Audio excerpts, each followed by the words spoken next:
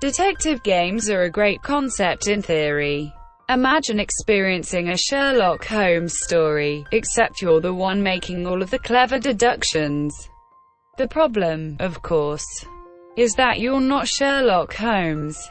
So, in many games, the story's momentum can come to a screeching halt because you missed an ever-important clue or misheard a witness statement. Judgment, an investigative spin-off of the long-running Yakuza series, gets around this by offering just enough detective work to feel satisfying, while relegating the big, profound revelations for cutscenes and in-game dialogue. It's sort of like watching a particularly tense crime drama, but one where you get to help out along the way. The result might just be the best detective game I've ever played.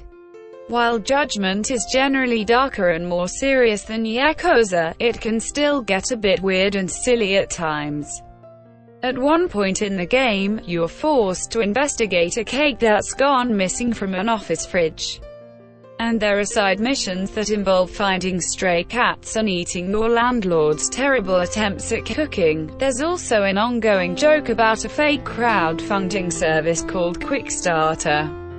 And, at one point, the game spoofs the Ace Attorney series.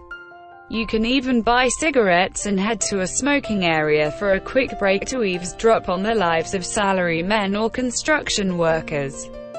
Given how long Judgment is, these moments, brief as they are a very welcome respite from the grim main story. Judgment, like the series from which it spun off, is still something of an acquired taste. The sheer amount of combat can feel tedious at points, and much of the game is spent simply walking down crowded streets in search of the next clue or witness.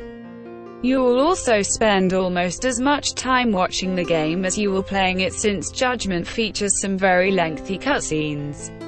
But for crime junkies, the small niggles are worth putting up with. There may not be very many great detective games, but Judgment shows just how good they can be when done right.